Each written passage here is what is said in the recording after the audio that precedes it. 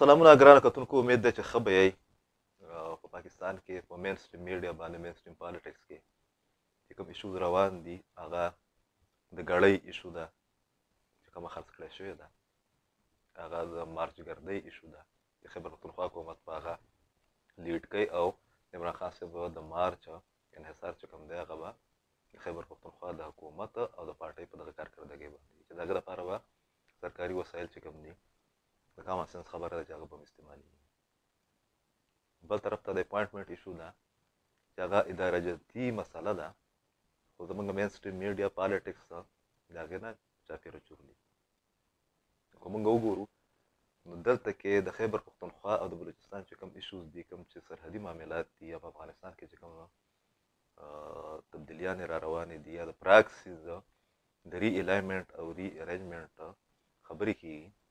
په دې باندې چې ما کله هم په دې یوټیوب چینل باندې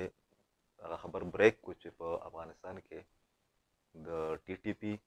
د یو هارډ کور ګروپ د داعش او د القاعدې د بعضې ګروپس په منځ کې چې کوم دي یو اتحاد باندې خبرې کېږي چې د هغې په نتیجه کې به نه صرف دا چې په افغانستان کې دننه مسایل جوړېږي د امن امان او د سکیورټي، بلکې پاکستان چې دی په دې کې به د حملو په تعداد کې اضافه هم کېږي. افغان میډیا هغه زما چې کوم ویلاګ و هغه راوچت هم کو، هایلایټ هم شو، چاپ هم شو، بیا وضاحتونه پکې هم مخې ته راغله. ډېر خلک د هغو سره زما د ارګومنټس یا معلوماتو سره متفق هم نه، خو هم هغسې وشوه چې نه صرف دا چې په افغانستان کې بعضې واقعیات چې کوم دي هغې کې تیزي راله، بلکې په پاکستان کې خاص کر په خیبر پښتونخوا کې په تیرو 40 غنټو کې تقریبا 15 اټیکس چې کوم دي یا کاونټر اټیکس چې دي هغه انیشیټ شوي دي. په ډي ای خان کې یو کارروایي وشوه، زموږ پیرا ملیټري فورسز وکړه، انټیلیجنس بیسډ کارروایي وه او په هغې کې تقریبا 9 درجنه ټیررست چې کوم دي هغه ووژلی شو پکې. د هغې په سباله باندې په سهار له چې یو کانوای کله تله په لکي مروت کې، نو په هغې باندې حمله وشوه او تقریبا 8 زموږ د پولیس فورس چې کوم هلکار و هغه شهیدان کړی شو پکې. هم په دغه ورځ باندې ماښام په باجوړ کې هم په فورسز باندې حمله وشوه د یو اپریشن په نتیجه کې چې هغه امبوش ورته ویلی کېږي، بعضې ټایم کې یا کاونټر اټیکس ورته ویلی کېږي، او په هغې کې هم 2-3 کسان چې کوم دي هغه شهیدان شو. د سیاستدانانو یا د حکمرانانو چې کومه رویه ده هغه صرف د اظهار همدردۍ او د مذمته پورې ده. عملاً چې کوم دي د خیبر پښتونخوا حکومت په مارچ کې بیزي دی، هغه د دغه ایشو سره هېڅ اړیکې چې کوم دي یا هېڅ وابستګي چې دی هغه نه لري. وفاقي حکومت هم د دې نه لا تعلقه دی، صرف د کور هیډ کوارټر چې کوم حکام دی یا د کور کمانډر چې کوم ټیم دی د هغه په ذمهوارو کې راځي، هغې اکټیو دي په دورو په شکل کې هم، د جرګو په شکل کې هم، د نیګوسیشن پروسس په شکل کې هم، او د کاونټر ټیرریزم په اکټیویټیز کې هم. خو په دې کې یو غټ ډیولپمنټ چې موږ ته په نظر باندې راغی هغه د ټي ټي پي هغه بیان دی چې په هغې کې هغې الزام لګولی دی چې د ډي خان چې کوم کیجوالټیز شوي دي یا په ټي ټي پي چې کوم حمله شوې ده یا په کومو خلکو چې کومه حمله شوې ده هغه د یو امریکن ډرون نتیجه ده. پاکستان کې د ډېر وخت نه چې دی ډرون حملو نه اطلاع راغلی ده، نه ډرون حملې شوي دي. یوې واقعې نه بعد د پاکستان ریاکشن د دې حده پورې راغلی و چې پاکستان ایرفورس به د داسې د یو انیشیټیو یا د یو ایکشن خلاف چې د کارروایي کوي. خو د ډرون دا ایشو چې ده دا د کانسپیرسي تیوري په طور باندې هم استعمالېږي. د ټي ټي پي دغه کومه بیان چې دی یا دا کومه دعوه چې ده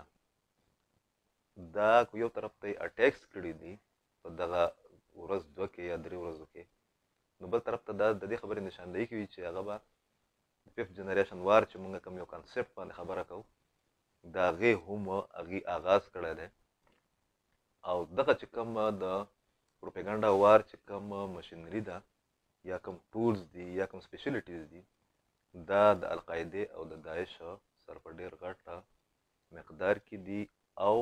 په ډېر غټ تعداد کې دي، ورسره هغې په دغه څیزونو کې چې دي ډېر مهارت لري. او هم دغې دعوې چې دی هغې دلته کې شکوک و شبهات پیدا کړله چې په پاکستان کې په ډي خان کې ډرون حمله شوې ده، هغې وضاحتونه رالل هم، خو بعضې هغه خلکو هم په هغې باندې اعتراضات وکړله بلکې د هغې چې د انډورسمنټ یې وکړو چې کیدای شي چې د ډرون حمله شوي د چا په حکومتونو کې چې دي ټول نه زیاتې ډرون حملې ریکارډ شوې دې ټول صورتحال ته ډېر د سنجیدګۍ په نظر باندې ډېر د تشویش په نظر باندې او بیا د هغې په نتیجه کې د نوې سببندۍ په تناظر کې کتل پکار دي او په هغې کې بیا د ټولو زیاته ذمواري چې ده هغه د پولیټیکل پارټو جوړېږي په دې حواله چې پبلک اویرنس چې کوم دی چې هغه موږ وکتل هم چې زمونږ قوم پرست پارټونو زمونږ بعضې مذهبي پارټو زمونږ مدني ټولنو زمونږ د میډیا بعضې خلکو چې دی هغه د سوات د واقعاتو نه بعد د ریلیز په شکل کې د مارچونو په شکل کې د جرګو په شکل کې په هغې باندې خپل ریاکشن وښو او دا ثابته کړه او دا پیغام یې ورکړو چې موږ د خپله ځمکه باندې یا په دې صوبه کې ټیریزم دپاره څه ګنجایش یا رعایت چې کوم دی هغه نه پرېږدو خو د وفاقي او د صوبایي حکومت چې کومه مجرمانه یا خاموشانه کردار دی دا قابل گرفت هم دی قابل تشویش هم دی او قابل مذمت هم دی پکار دا ده چې زمونږ فورسز زمونږ سیاسي پارټیانې زمونږ صوبایي او وفاقي حکومت د دې نوي صورتحال په تناظر کې نوې سببندي وکړي مفاهمت لاره اختیاره کړي ځکه چې د دې سره نه صرف دا چې د خیبر پښتونخوا او د بلوچستان امن تړلی دی ډایرکه